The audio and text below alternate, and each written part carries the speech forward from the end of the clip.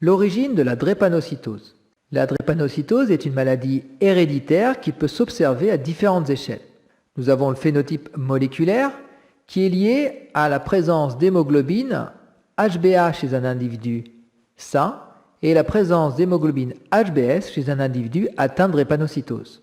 Cette hémoglobine HbA possède en position 6 une glutamine, alors que chez un individu atteint de drépanocytose, l'hémoglobine possède une valine en position 6. On peut observer que la présence de cette valine entraîne la fixation de l'hémoglobine HbS avec une autre hémoglobine HbS, alors que la présence d'une glutamine en position 6 n'entraîne pas la fixation des deux hémoglobines entre elles.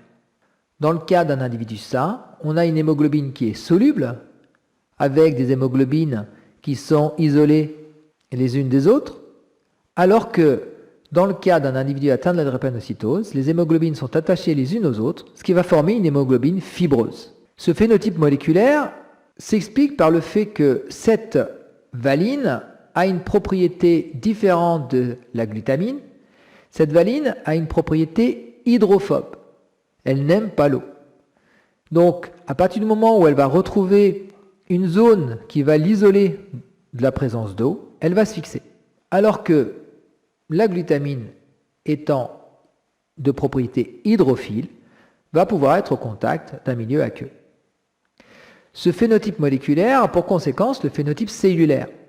Et on peut observer chez des individus sains la présence d'hématies, de globules rouges circulaires. Alors qu'on observe chez un individu atteint de drépanocytose des hématies en forme de fossiles, en forme de croissant, qui sont des hématies falciformes. Donc à l'intérieur des hématies circulaires d'un individu sain, nous avons des hémoglobines HbA solubles qui va entraîner une propriété, le fait d'avoir une hématie qui va être souple, déformable.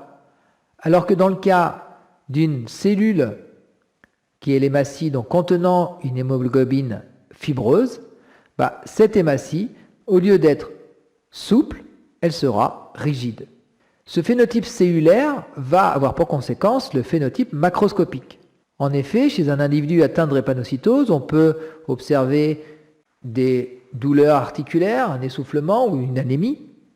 Et ça, c'est lié au fait que lorsqu'on observe la taille des hématies par rapport au diamètre des capillaires sanguins, ce diamètre des globules rouges est à peu près identique à celui des capillaires. Le fait d'avoir des hématies falciformes rigides fait que ces globules rouges peuvent rester bloqués au niveau de ces capillaires sanguins et ainsi entraînant un encombrement de ces capillaires à l'origine de douleurs articulaires par exemple, ou un apport donc plus difficile de dioxygène par cette molécule d'hémoglobine et donc un essoufflement par exemple. Alors que les hématies qui sont souples chez un individu sain vont se déformer et vont pouvoir être transportées facilement dans ces capillaires sanguins.